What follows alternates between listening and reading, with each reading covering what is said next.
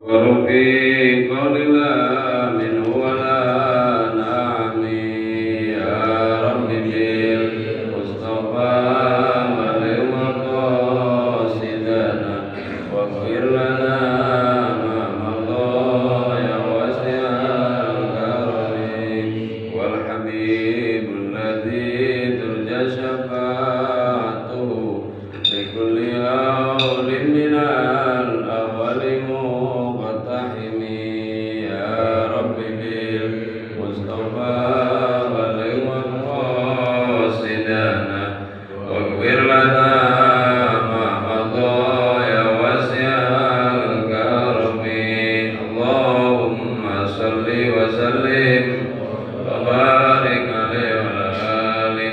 Bismillahirrahmanirrahim. Alhamdulillahirabbil alamin. Wabihi nasta'inu ala umuri dunya waddin.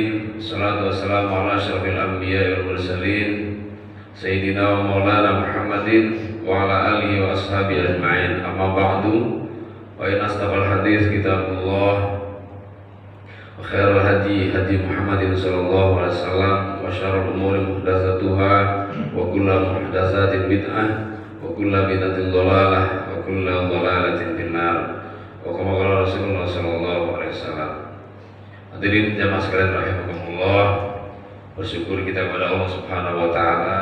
Alhamdulillah pagi ini kita sama-sama dapat kumpul kembali dalam rangka beribadah kepada Allah Subhanahu wa taala, yakni salat subuh berjamaah telah kita selesaikan, zikir, doa telah kita panjatkan, dan saat ini kita mari sama-sama menghilangkan kebodohan, menambah pengetahuan untuk meningkatnya iman takwa kita pada Allah Subhanahu wa taala. Salawat dan salam semoga Allah aturkan kepada junjungan kita Nabi besar Muhammad sallallahu alaihi wasallam, para keluarga, para sahabat, para zuriyah, dan para pengamal sunnahnya hingga kita semua. Seperti biasa, kajian kita masih tentang seputar fikih atau syariat, di mana kita sampai pada bab makruhatus sholat, yaitu hal-hal yang dimakruhkan dalam sholat. Bahwa sholat itu adalah sesuatu yang tidak bisa ditawar-tawar, Pak ya. Tapi dalam pengertian yang haram dan yang wajibnya atau yang rukunnya. Tapi kalau dalam hal sunnah atau makruh masih bisa ditawar-tawar. Maksud ditawar-tawar itu kadang kita bisa melakukannya tanpa membatalkan, atau kita meninggalkannya ya tanpa membatalkan juga. Tapi kalau dalam hal-hal yang wajib, ya maka wajib dikerjakan. Dalam hal-hal yang haram ya wajib ditinggalkan. Nah, yang sunnah-sunnahnya sudah kita bahas. Ya, sekarang kita masuk ke pembahasan makruhah, sesuatu yang dimakruhkan. Yang dimakruhkan itu yang dibenci, Pak, tapi tidak sampai membatalkan, tidak disukai, tidak disukai oleh Allah, tidak disukai oleh Rasul, bahkan bisa juga kita tidak suka melihatnya atau mengamalkannya. Ya itulah maknanya makruh. Nah, kan kata Nabi, as-sholatu mi'rajul mu'minin. Sholat itu adalah mi'rajnya orang beriman. Jadi semua kita, Pak, mengalami mi'raj. Nabi sudah jelas kalau Nabi ya, peristiwa Isra Mi'raj itu sangat sahih, sangat yakin benarnya. Nah, sementara kita adalah orang biasa yang tidak mungkin mengamalkan apa yang seperti Nabi alami. Tetapi dalam pengertian hadis ini kita semua mengalami mi'raj, yaitu saat kita sholat. Makanya Nabi katakan as-sholatu mi'rajul mu'minin. Sholat itu adalah mi'rajnya orang-orang yang beriman. Artinya saat itulah kita sedang bermunajat kepada Allah Subhanahu wa ta'ala. Dalam bahasa lain Allah mengatakan begini,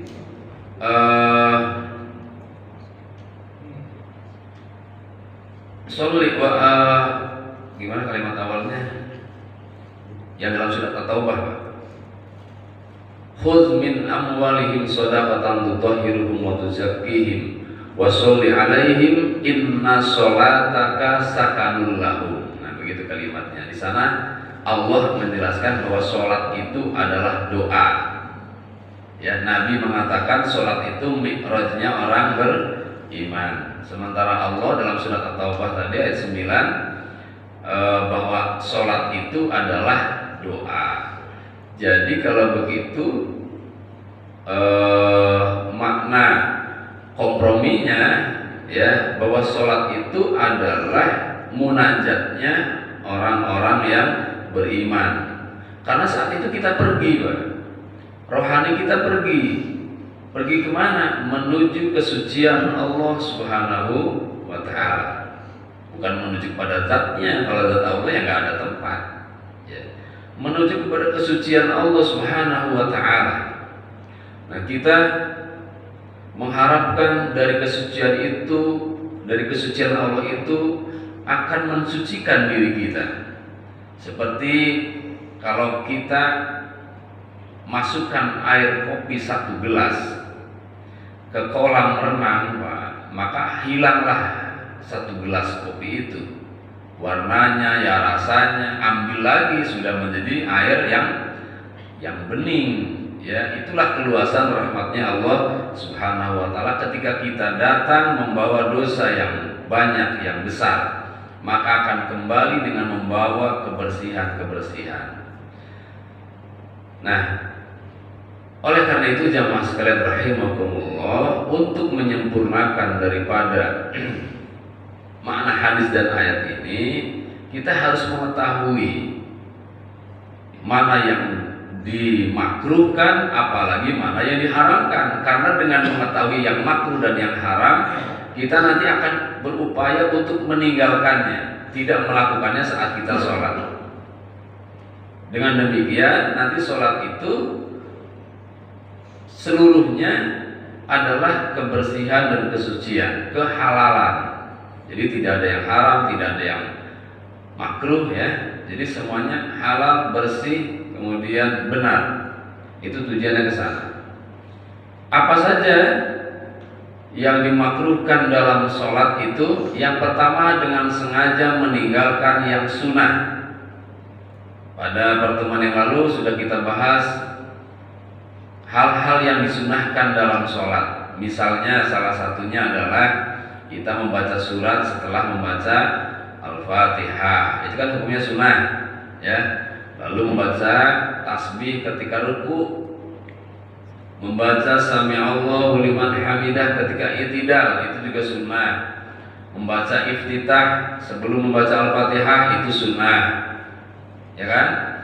Kemudian sujud, membaca subhanarabbiyal a'lanya sunnah, ya sujudnya wajib, tapi membacanya kalimat sujud subhanakallahumma atau subhanarabbiyal a'la itu hukumnya sunnah.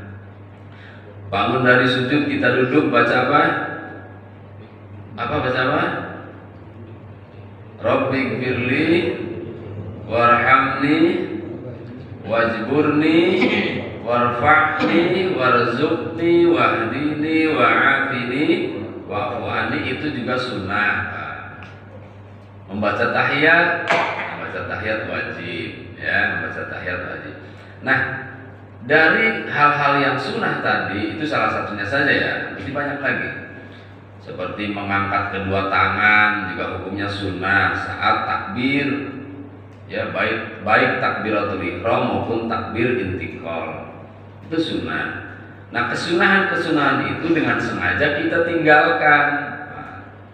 Dengan sengaja kita tinggalkan bukan karena uzur syar'i. Nah, maka hal tersebut hukumnya makruh.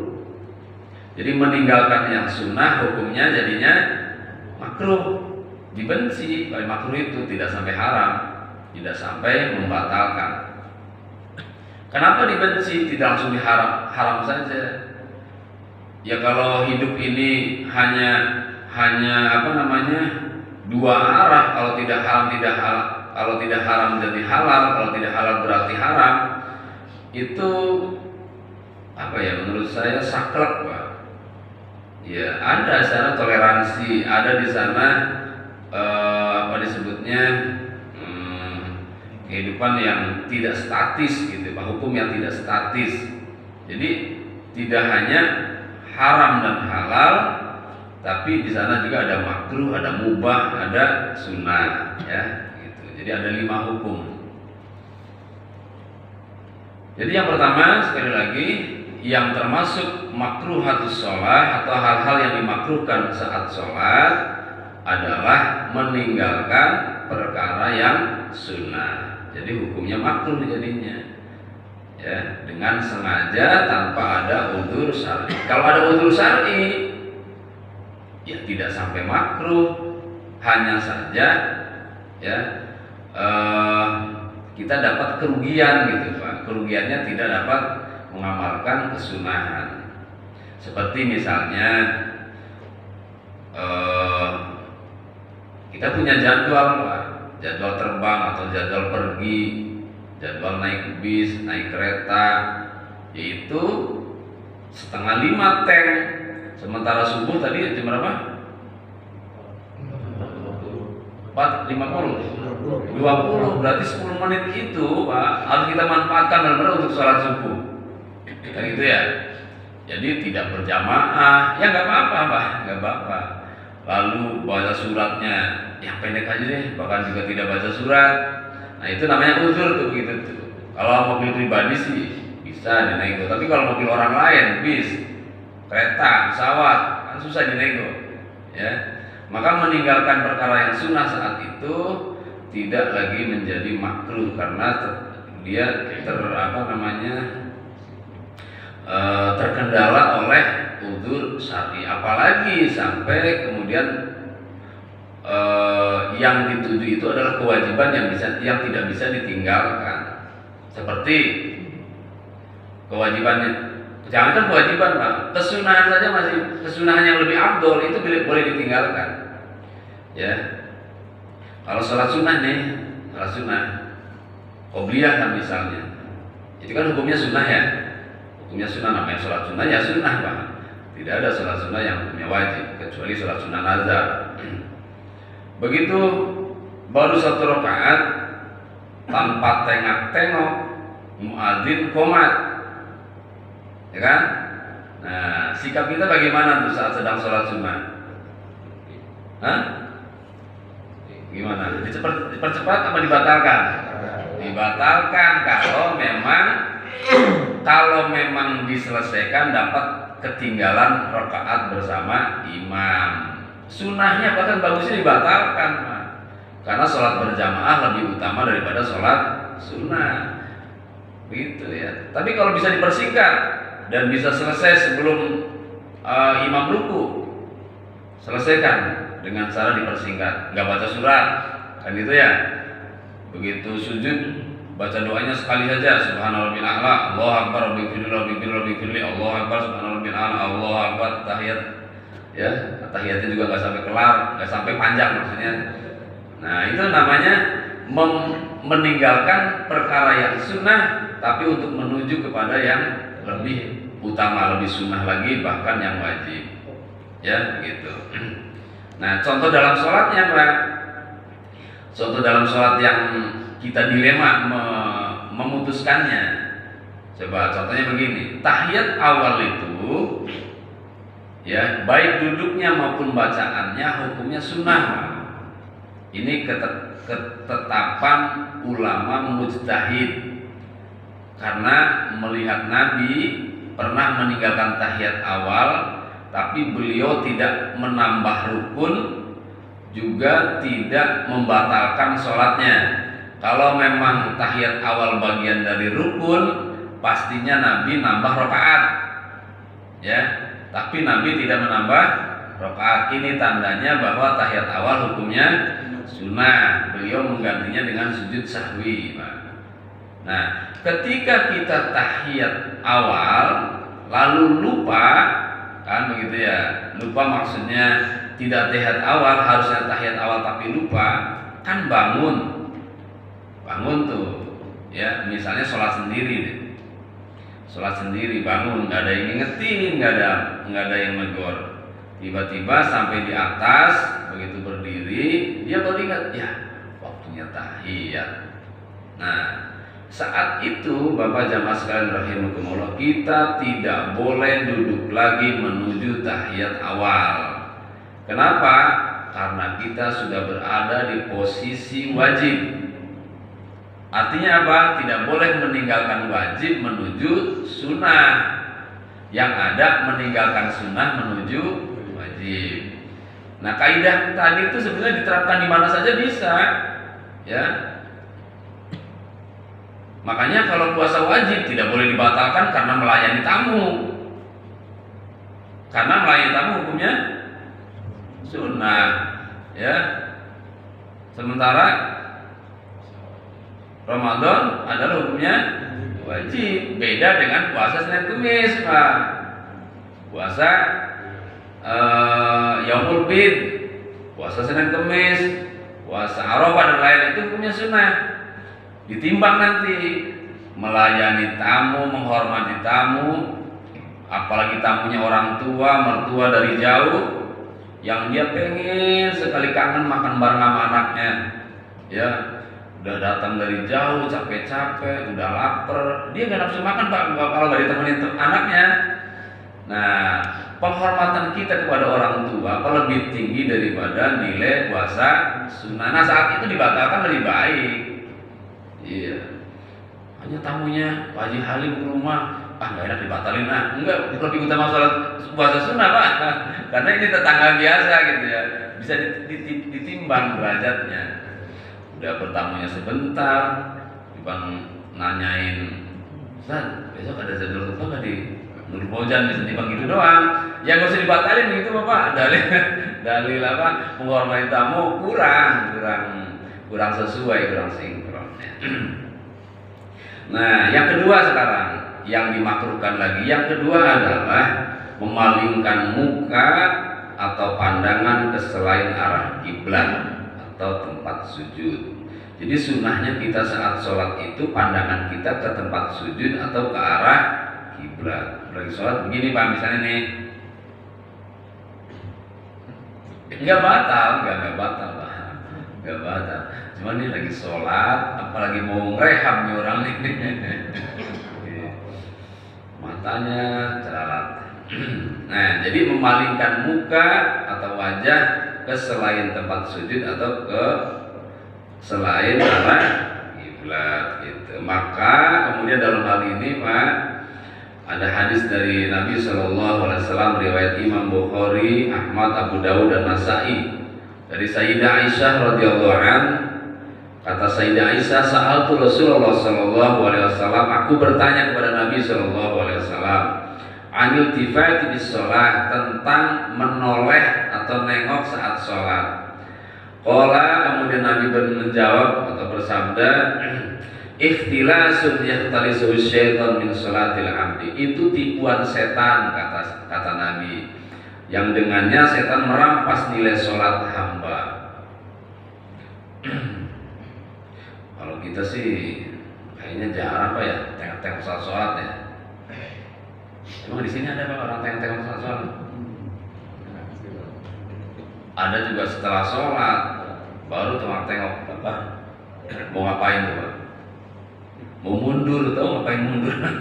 Udah di depan, udah selesaikan zikir dulu, nggak usah mundur apa? Udah sholat mundur, cari tempat yang nyaman zikirnya. Kecuali zikirnya mau lama, zikirnya sebentar doang, nyari tempat yang udah di situ aja, nggak usah mundur-mundur. Ya. Kalau setelah sholat ada tengok-tengok ya, tapi kalau saat sholat hampir saya rasakan sih tidak ada. Tapi kenapa Nabi menyatakan ini Pak? Ya karena terjadi di masa sahabat itu terjadi. Bahkan jangan menengok Pak, melirik saja itu termasuk bagian dari makruhatus sholat. Melirik, apalagi yang di depan anak kecil Pak.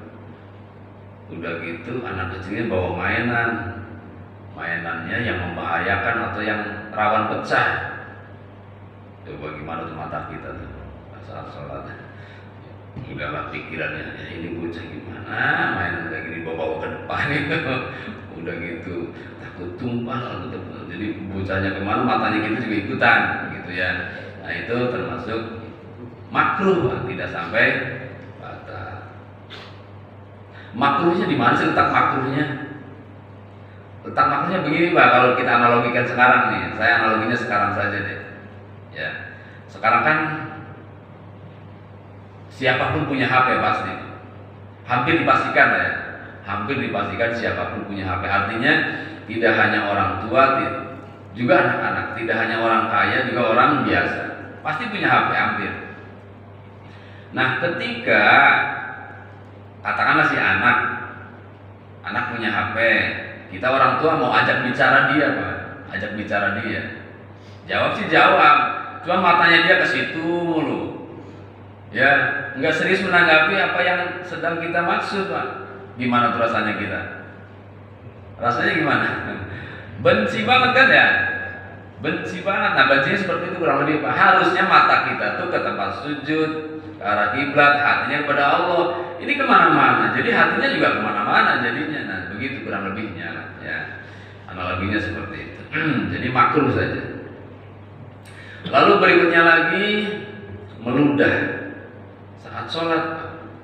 Ada nggak? Pernah nggak ngalamin lagi sholat meludah? Enggak. Kalau orang dulu meludah, Pak. Kenapa meludah? Karena tempat sholatnya, tempat sujudnya masih pasir.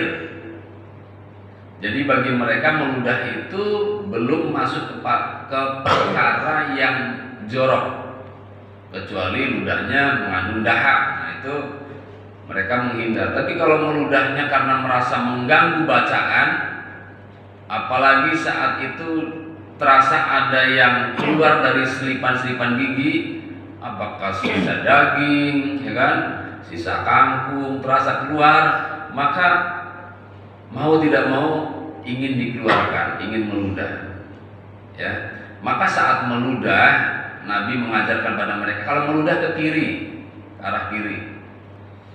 Nah, tetapi tetap itu hukumnya makruh, tidak sampai batal. Nah, kalau kita sekarang yang sudah ada karpet bisa jadi haram. Jadi hukum itu berubah tergantung apanya? Tergantung keadaannya, konteksnya, tergantung istilah fikih itu namanya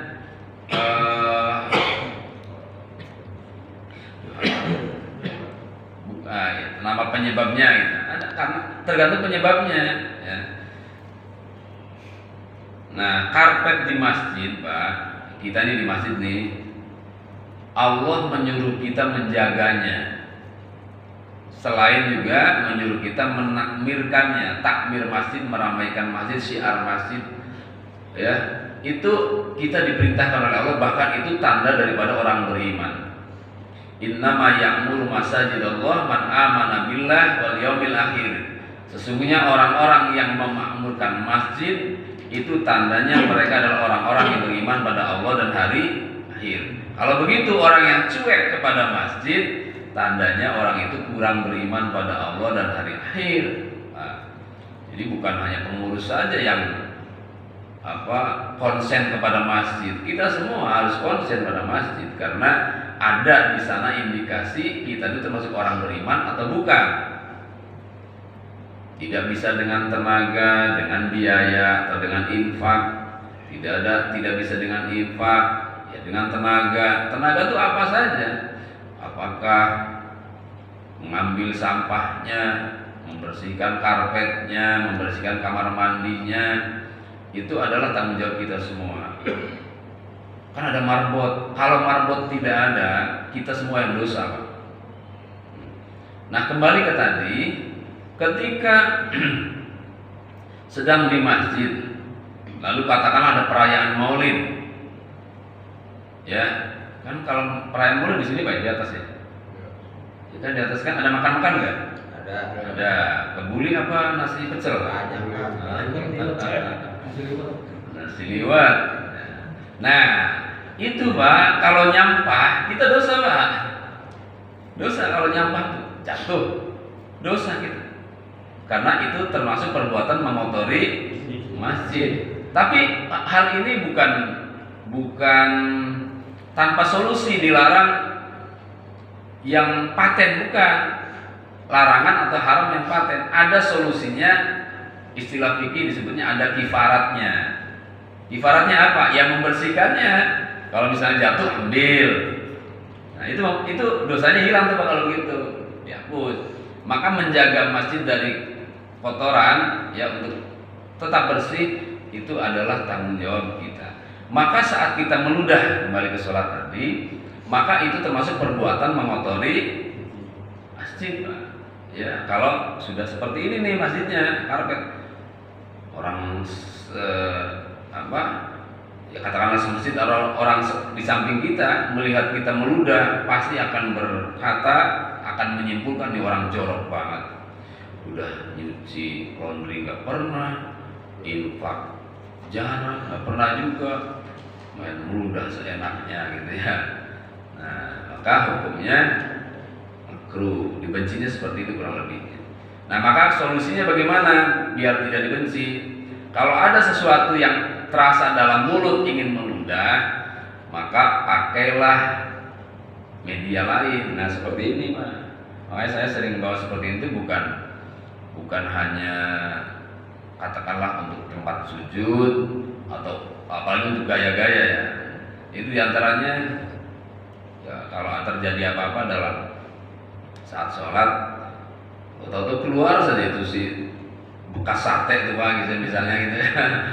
Nggak boleh ditelan Pak. Kalau ditelan namanya kita makan saat sholat, hukumnya batal. Orang nelen sesuatu itu definisi daripada makan. Maka ya pakai ini gitu kan, keluar di sini jadinya kan itu lebih nyaman.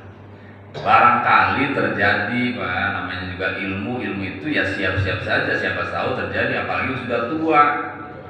Kalau sudah tua itu kadang saya perhatikan nih, sering sekali kalau ngomong berbusa pinggir mulutnya Pak. Ya. Nah untuk hal itu ya kita persiapkan apa saja, apakah sorban, apakah tisu dan lain-lain. Kalau seperti itu nggak mengganggu sholat, yang mau sholat kayak tadi kasusnya. Baik, lanjut. Perbuatan yang dimakruhkan lagi saat sholat adalah bertolak pinggang. Hampir nggak ada sih lah, nggak ada orang sholat bertolak pinggang, nggak usah dibahas. Ada sih Pak? Nggak ada ya. Lalu apalagi? Nah ini yang paling banyak nih, membuka kepala atau tidak pakai peci dan juga membuka bahu, artinya bahunya terbuka, itu termasuk makruhatus sholat, perkara yang dimakruhkan dalam sholat. Sehingga kalau memakai berarti sunnah Pak. Karena kan tadi kan definisi makruh salah satu penyebab makruh adalah meninggalkan yang sunnah. Maka kalau meninggalkan yang makruh jadinya sunnah. Tidak pakai peci saat sholat hukumnya makruh. Berarti kalau begitu pakai peci saat sholat hukumnya sunnah. Peci apa? Pecinya apa? Ya sebenarnya bukan peci Pak. Kalau peci itu kan punya Indonesia ya. Kalau orang Arab bilang kolan suah, kata orang lain. Nah, yang disunahkan itu sebetulnya menutup kepalanya Pak. Kalimat pakai peci itu bahasa kita saja. Yang disunahkan adalah menggunakan penutup kepala. Syukur sorban. Sorban itu adalah penutup kepala ya, yang melingkar di sekitar kepala. Itu disebutnya sorban. Bahasa fikihnya atau bahasa hadisnya imamah. Ya, pakai imamah. Itu lebih sunnah. Tapi sekedar menutup kepala saja itu sudah termasuk mengamalkan sunnah. Orang-orang dulu Pak, termasuk para kiai yang saya amati, kiai-kiai pesantren terutama, ternyata yang ini yang dibawa-bawa beliau tiap hari ya, itu diantara fungsinya adalah mereka ikat ke sini Pak, kalau mau sholat ikat. Jadi jadi sorban, jadi imam. Ya. Nah, hukumnya sunnah. Hitam, putih, apa saja. Belangkon, gimana Pak kalau belangkon? Ya. Belangkon boleh ya. Tapi kalau belangkon nggak boleh jadi imam kan? Ya. Iya. Belangkon nggak boleh jadi imam.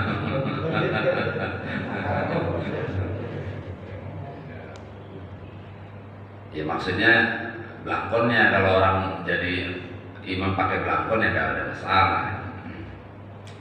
Nah, apa saja yang penting menutup kepala, minimal selampe yang diikat ke kepala.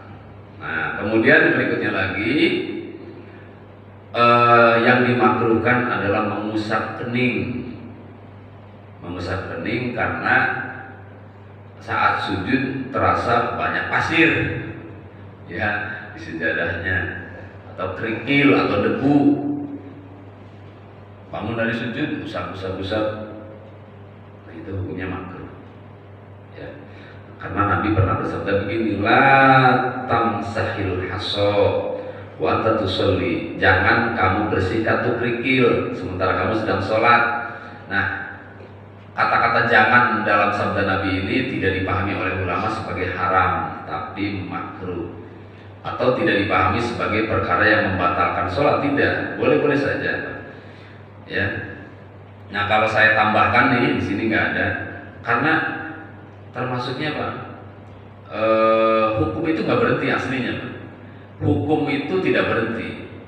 Terus ada yang baru. Nah, yang baru ini saya sampaikan, mumpung ingat, ya, mumpung ingat, melepas kacamata. Ya, orang dulu kan nggak pakai kacamata ya. Saat sholat lepas.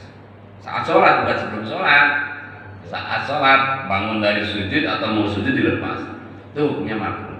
Yang kedua, mematikan HP saat bunyi. Ini perkara yang baru nih. Saat kita sholat bawa HP, tidak di silent atau di off kan, maka kemungkinan nanti akan berdering, berbunyi ya. Maka saat itu kita kebingungan. Kalau tidak dimatikan mengganggu, kalau dimatikan takut membatalkan sholat. Kita kan takut membatalkan sholat karena akan melakukan beberapa gerakan-gerakan. Menurut mazhab Syafi'i, melakukan 3 gerakan dalam sholat yang tidak ada kaitannya dengan sholat, maka hukumnya membatalkan sholat. Karena itu termasuk melanggar tumakninah. Karena tumakninah bagian dari rukun sholat menurut mazhab Syafi'i. Walaupun menurut Imam Hanafi, mazhab Hanafi, tumakninah bukan bagian dari rukun sholat dan boleh melakukan banyak gerakan saat sholat menurut mazhab Hanafi teman. Makanya juga jangan heran kalau ada orang sholat ini begini, gitu kan, atau Qurannya diambil, gitu ya. Karena mereka mazhabnya bukan Syafi'i. Mazhab Hanafi tidak mewajibkan tumakninah. Nah, kembali ke tadi, saat kita sedang sholat lalu HP kita berdering, maka mematikannya dengan tujuan ingin menyelamatkan kegaduhan, ingin menyelamatkan kekhusyuan orang lain dalam sholat, maka itu hukumnya baik, ya, bahkan utama. Karena memikirkan orang lain, bukan memikirkan diri sendiri. Kalau bagi diri sendiri sih nggak jadi masalah, biarin bunyi mah orang nggak paham apa ini waktunya sholat, ngebel paling begitu doang artinya kan gitu ya. Tapi kalau sekiranya mengganggu orang lain, ambil matikan. Nah itu akan gugur tuh makruhnya Pak. Tapi kalau tidak ada apa-apa kita ambil HP atau untuk baca Quran, makruh. Sekarang begini Pak, bisa nggak baca Quran tidak pakai HP? Ya bisa, orang kita hafal surat Kulhu, surat An-Nas, surat Al-Falaq. Kenapa harus baca Al-Baqarah? Kenapa harus dipaksain membaca surat lain kalau memang resikonya harus membuka HP? Maka membuka HP saat itu bukan kebutuhan, bukan penyelamatan, tapi hanya sekedar ingin merasakan bacaan Quran di surat lain yang dia tidak hafal.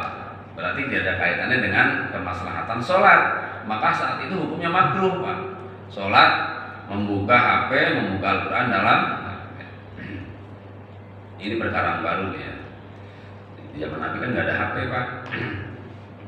Ya, itu makruh hukumnya. Kalau tidak ada kaitannya dengan kemaslahatan sholat. Tapi saya ulang, kalau ada kaitannya dengan kemaslahatan sholat, maka hukumnya lebih utama. Tidak sampai wajib, tidak sampai wajib ya. Karena kalau wajib akan berakibat kebalikannya kalau tidak dilakukan, itu haram. Apalagi yang dimakruhkan, meniup tempat sujud. Tadi mengusap-usap kening karena habis sujud tidak nyaman. Lalu yang berikutnya meniup tempat sujud. Ya bisa jadi, Pak, mau sujud nggak lihat-lihat dulu, begitu mau sujud lihat banyak debunya. Mau sujud kita tiup, fuah. Hukumnya makruh, tidak sampai haram atau batal. Ya. Yang berikutnya lagi, makruhnya sholat adalah menguap. Menguap, ngantuk. Apa dia menguap ya? Tapi kan masalahnya menguap itu bukan sesuatu yang disengaja kan ya. Memang ada orang sengaja menguap kan? Nggak ada. Sama dengan bersin, memang ada orang sengaja bersin saat sholat. Kalau sengaja bersin di luar sholat ya bisa jadi ada ya, dikili-kili ke hidungnya misalnya, atau menengadah ke atas lihat cahaya matahari, bisa aja bersin, Pak. Tapi kalau saat sholat kan nggak ada unsur sengaja pengen bersin ya. Termasuk tadi menguap. Maka menguap itu karena itu dibencinya sebetulnya bukan menguapnya. Sama dengan begini, Pak. Abghadul halal 'ala Allah at-talaq. Perkara yang paling dibenci yang halal tapi dibenci oleh Allah adalah tolak, cerai, bercerai suami istri. Tapi hadisnya bunyinya perkara yang halal yang paling dibenci Allah adalah talak. Kan ribet amat, Pak. Halal kok dibenci, kan gitu. Jadinya ini seakan-akan kalimat ini nggak ada manfaatnya. Tapi masa Nabi bersabda nggak ada manfaatnya? Ya udah makruh aja kayak gimana kan gitu kan, maunya kita kan begitu, Pak. Tapi ternyata yang dibenci itu bukan talaknya, tapi akibat dari talaknya, penyebab talaknya atau akibat dari setelah talaknya. Terjadi broken anak-anaknya misalnya ya, atau terjadi permusuhan antara dua keluarga dan lain-lain. Dibencinya karena akibat dari talaknya. Nah, menguap karena sesuatu yang tidak disengaja, maka dibencinya karena kita tidak punya persiapan mau sholat. Persiapannya apa yang kita harus miliki saat mau sholat? Fisik yang siap. Kalau siap itu kalau ngantuk ya tidurin dulu. Kalau lapar makan dulu. Kan sering kita ucapkan, lebih baik mana? Makan ingat sholat, apa sholat ingat makan?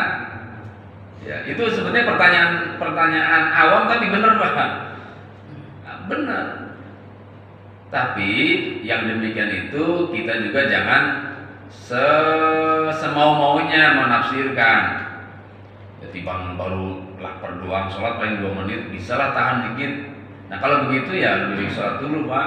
Apalagi sholatnya berjamaah. Tapi kalau memang dari pagi belum makan, ya begitu mau sholat, laparnya nggak ketulungan, makanan datang. Nah yang seperti itu pakai buka puasa modelnya lah, seharian nggak makan. Begitu azan makanan siap, maka yang baik adalah makan dulu, Pak. Iya, mentang-mentang soleh, sholat dulu. Ya Allah lebih utamakan Allah. Ya, ini kayaknya kalimatnya, Pak, sangat soleh, sangat fasih, sangat islami. Tapi dia tidak membaca bagaimana Nabi menghargai kemanusiaan kita. Kemanusiaan kita itu ada lapar, ada ngantuk dan lain-lain. Itu unsur manusiawi, pengen nikah, ya, termasuk pengen punya mobil, sah-sah saja itu manusiawi. Tapi bagaimana supaya sholat ini penuh dengan persiapan, maka lakukan yang kira-kira kita saat sholat tidak ngantuk, tidak muak. Nah, itu persiapkan ya, supaya saat sholat tidak muak. Maka itu tadi solusinya, tidurkan dulu. Kalau benar-benar ngantuknya berat, tidurkan dulu. Tapi tidur yang bisa diperkirakan bisa bangun di saat waktu sholat masih ada. Bukan ngambil bantal. Kalau ngambil bantal masuk kamar nyalakan AC, hampir susah tuh bangunnya kalau begitu. Kayak ini persisnya deh, kayak bapak naik motor ngantuk, tidurnya gimana tuh kalau gitu?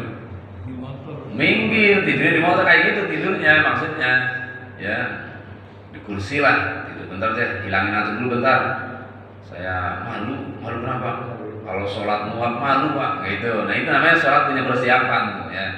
Jadi kalau begitu makruhnya bukan karena muaknya, ya, tapi adalah karena dia kurang persiapan untuk sholat. Maka saat itu Nabi menyarankan tutup tuh mulut pak saat muak. Tuh, sebelum kita melakukan penahanan, yang terbaik tahan kalau muak saat sholat. Tahannya gimana ya, Bapak yang lebih tahu deh. Ya, nahan muak gimana sih? Caranya paksa. Nah, yang berikutnya, yang ke-10 Pak, yaitu menahan hadas sebelum memasuki perbuatan sholat. Hadas itu diantaranya adalah kentut, ingin kentut, ingin BAB, ingin pipis, ya, pengen BAB, pengen pipis, pengen kentut, ditahan sebelum sholat itu hukumnya makruh. Tapi saat sholat wajib. Menahannya wajib pas saat sholat. Sedang sholat kita pengen kentut, tahan pak, jangan diumbar. Sudahlah, kentutnya gede gitu ya, di depan lagi, udah gitu bau, ditahan. Menahannya hukumnya wajib, kecuali memang tidak bisa ketahan. Nah, itu namanya juga fitrah juga pak, muak fitrah, tidak bisa nahan fitrah. Tapi kalau bisa tahan wajib menahan. Tapi kalau perasaannya ada, perasaan mules ada, perasaan pengen kencing ada sebelum sholat, maka hukum membuangnya, melepasnya adalah wajib dilakukan sebelum sholat. Ya, menahannya makruh. Apabila mengganggu sholat nantinya, maka membuangnya hukumnya wajib. Ya. Iya, masih banyak sih Pak. Apabila ada yang mau tanyakan dulu silakan. Ada? Kalau tidak ada lanjut dulu bentar ya. Ini ya. Ini sholat apa ini di nantinya susah gimana? Karena kayak berjamaah orang, berjamaah, nah apanya di saku kita. Tapi kan dibalik tuh. Matinya susah gitu ya. Iya. Kan tadi dikatakan mematikan HP itu tidak sampai hukumnya wajib. Artinya membiarkannya karena tadi susah mematikannya ya nggak apa-apa. Ya. Tapi HP sekarang praktis ya, dengan mencet pinggirnya aja ya langsung mati ya, tidak harus dibuka gambar merahnya, ditekan pinggirnya mati. Gak apa-apa Pak, itu hukumnya hanya makruh saja bila kita mematikan HP tanpa tujuan menyelamatkan perasaan orang lain. Ada lagi? Baik, lanjut dulu dikit lagi. Kita persingkat. Sholat di hadapan hidangan tadi sudah, hukumnya makruh. Maka makan dulu. Maka kata Nabi gini, la tuakhirus sholat li ta'amin aw ghairihi. Jangan kalian akhirkan sholat ya karena makanan dan yang lainnya. Tapi idza wudi'a asal ahadikum, jika sudah dihidangkan makanan malammu, ini pagi sholat isya nih.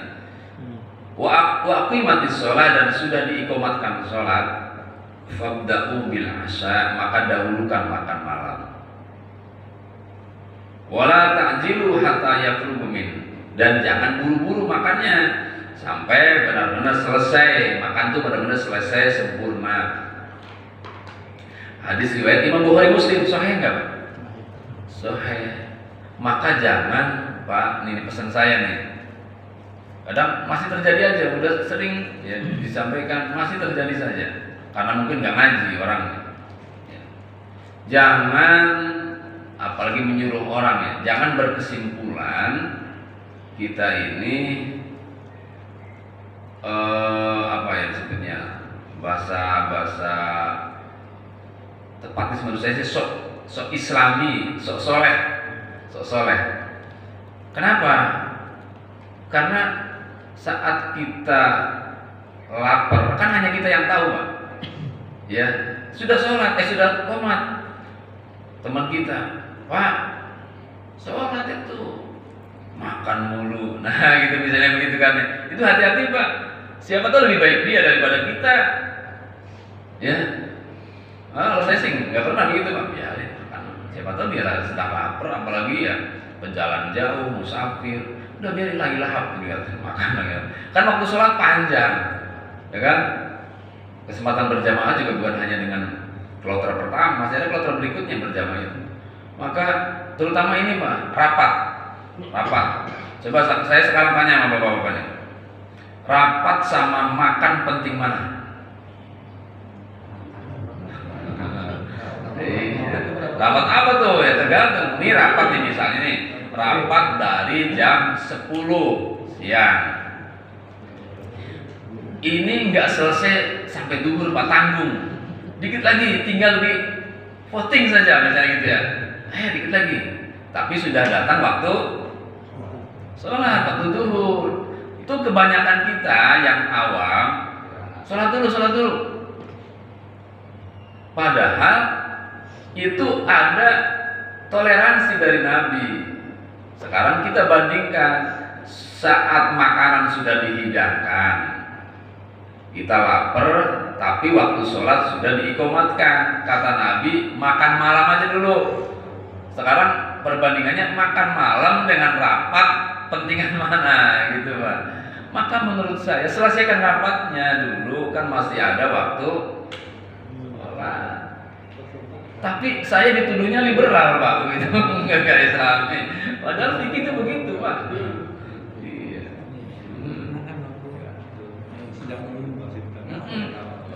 Kita tuh melihatnya yang begini-begini Islami banget. Sholat Pak, sholat dulu. Orang Islam bukan, galakan dia malah. Allah apa? Gitu mah dibandingin utama Allah Pak gitu. Itu Amin Rais benar dulu. Amin Rais itu pernah waktu sidang umum. Ya kecuali rapatnya masih panjang Pak, Ini nggak bisa selesai sekarang Pak, kita bisa 2 jam lagi. Nah ya sholat dulu kalau gitu. Makanya situasional aja kita lihat secara fikih ini madharat manfaatnya bagaimana. Kalau tanggung nanti ngumpulinnya susah, udah pasti pada pulang. Karena nggak ada materi lagi, tinggal satu lagi, maka selesaikan dulu. Kecuali memang waktu sholat mau habis. Nah begitu gitu tuh yang tahu tuh yang ngaji fikih Pak. Jangan ngaji hanya hadis saja. Kalau ngajinya hadis saja begitu pemahaman jadinya. Makanya orang yang gampang ngebom, radikal itu karena ngajinya nggak fikih, nggak ngaji pada ulama, ngajinya memahami hadis dengan konotasi atau persepsi sendiri. Akhirnya terjadi begitu, kasar, radikal, fanatik pada pikirannya sendiri. Gitu. Jadi, nah ini perlu pegang nih, saya ulang nih hadisnya. Idza wudi'a 'asha ahadikum, jika sudah dihidangkan makan malam, wa uqimatis shalah, dan sudah diikomatkan salat, fabda'u bil 'asha, maka dahulukan makan malam. Wala ta'jilu, dan jangan terburu-buru, santai saja makan malamnya, hatta yabulgha min, sampai selesai, benar-benar selesai makan. Tapi sekali lagi, kasus seperti ini juga Pak, sifatnya apa disebutnya, ya bisa jadi emergensi, bisa jadi kontekstual, tidak setiap hari. Kalau tiap hari ini berarti orang nggak paham dengan konteks hadis. Konteks hadis ini tidak berlaku tiap hari, Pak. Tidak berlaku tiap hari. Kan kita bisa siasati, ya. Isya mau datang, ini lapar, makan dulu lah sebelum Isya, kan bisa begitu. Tapi masalahnya, ini masakan belum matang-matang ditungguin. Nah berarti kan tiap hari nggak mungkin begitu, Pak. Hanya pada kasus-kasus tertentu saja. Ya. Jangan tiap hari diamalkannya. Nah yang terakhir, masih ada lagi. Nah yang dua ini kurangnya. Yang berikutnya, sholat di belakang kuburan. Hukumnya makruh, tidak sampai haram, tidak sampai membatalkan. Yang dimaksud sholat di depan kuburan itu Pak, tanpa ada apa disebutnya hijab atau satir yang permanen. Tembok misalnya, di tembok nih, di samping tembok sini ada kuburan, yang nggak makruh. Enggak makruh, Pak. Yang makruh itu bila ya ini nggak ada temboknya, di depannya adalah kuburan, itu makruh. Ya.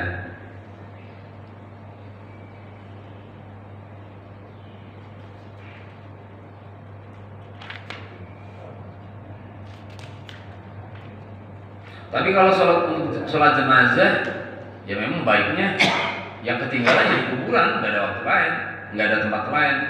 Kalau pengen sholatnya sholat hadir, mayit disolatkan di masjid. Nah kita ketinggalan, sholatnya sudah selesai, sudah dibawa si mayit nih.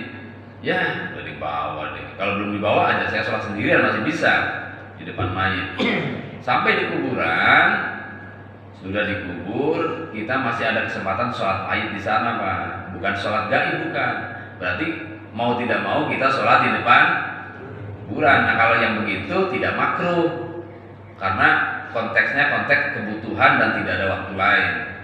Ya, saya tidak ingin sholat gaib, tapi ingin sholat hadir, di mana mayitnya ada di depannya. Ya. Nah yang berikutnya yaitu memakai pakaian gosok. Pakaian gosok itu pakaian pinjem, bukan mencuri tapi pinjem, tapi nggak bilang-bilang, namanya gosok.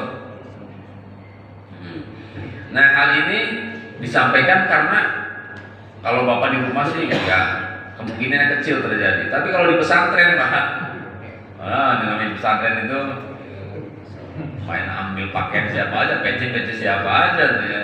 Tapi tidak bermaksud mencuri, mau pakaiannya. Itu hukumnya makruh jika menggunakan pakaian seperti itu. Kecuali yang punya sudah berikrar, ya berikrar karena melihat kasih sayang teman-temannya gosap itu kasihan berkurang nilai pahalanya, maka dia berikrar, ya Allah saya berikrar jangan kau nilai gosap siapapun yang pakai pakaian saya gitu, dari teman-teman saya. Yang enggak kalau begitu. Nah yang terakhir yang makruh itu sholat dalam keadaan ngantuk atau lapar, kaitannya dengan tadi makan dan tidur ya, itu adalah makruh saja. Nabi bersabda, "Idza na'isa ahadukum wa huwa yusalli falyanam ala firasyi." Jika terjadi ngantuk di antara kalian, kata Nabi, dan dia akan melakukan sholat, maka tidurlah dulu ala firasyihi, di atas tempat tidurnya. Fa innahu la yadri ayatuhu ala nafsi am yatu bi nafsi. Karena dengan ngantuk itu nanti akan dia baca yang tidak dipahami, apakah untuk dirinya atau untuk orang lain.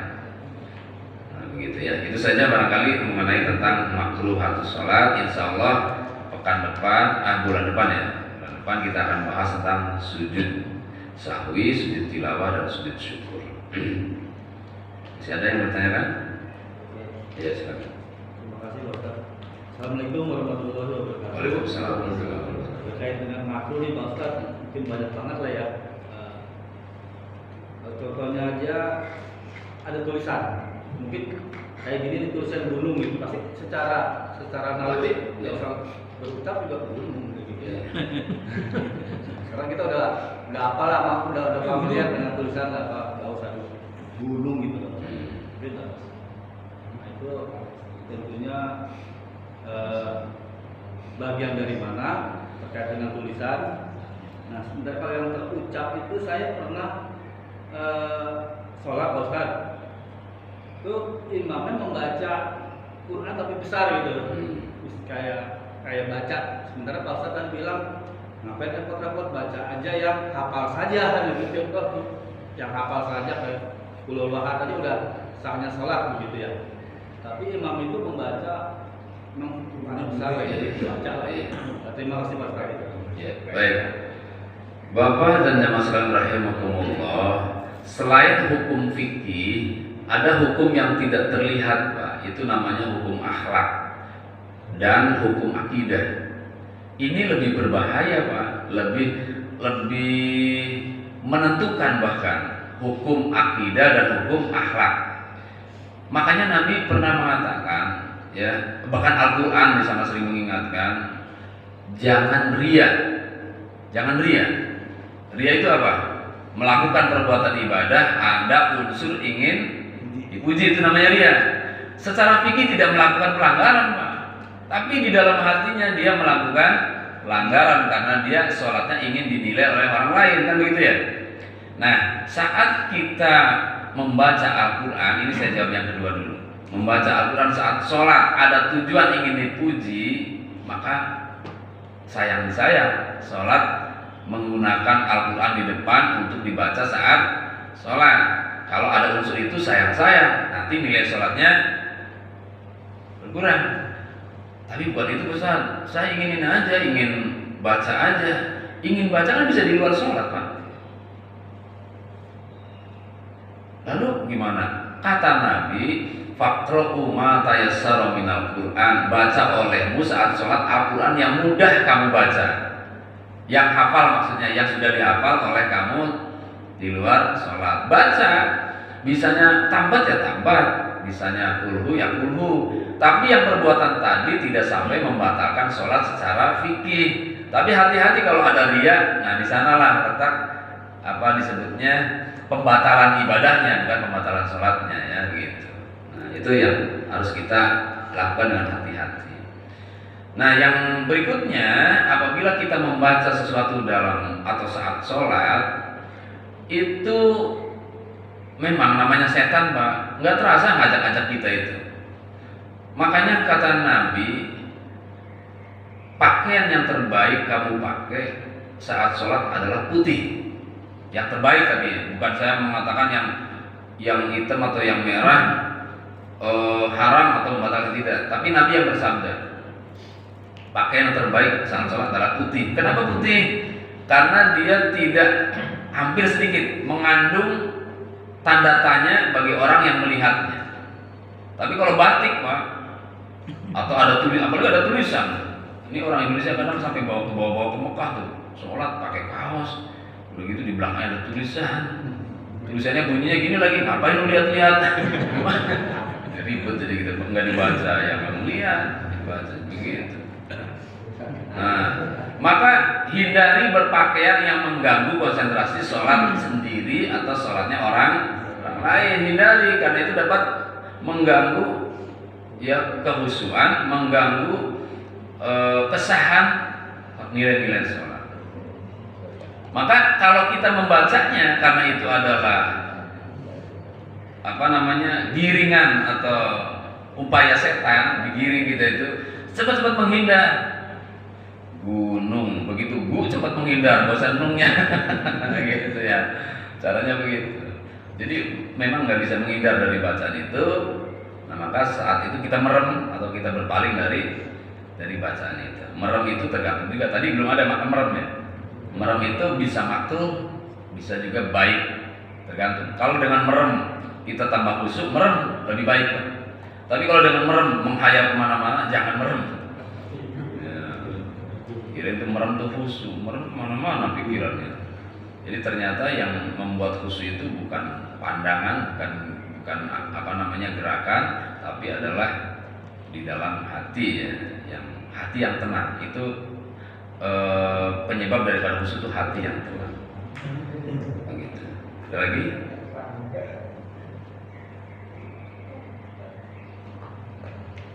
Ya lengkapi Pak.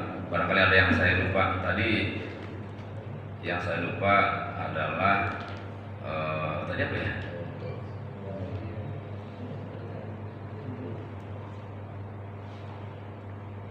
Ya, ada lagi?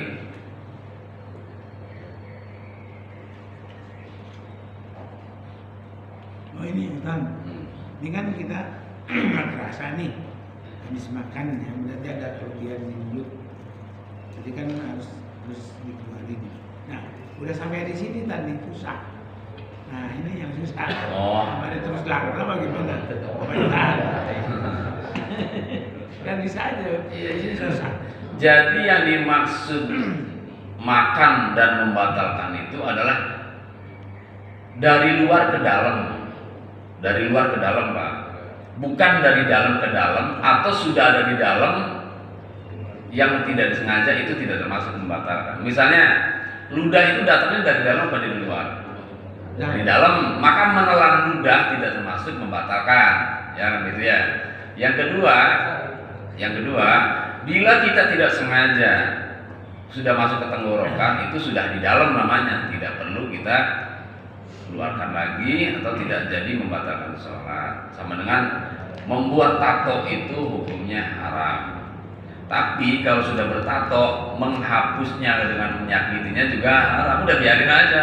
Sholat, imam ada tatonya, ya udah insafnya memang setelah ada tatonya, ya sama dengan begitu.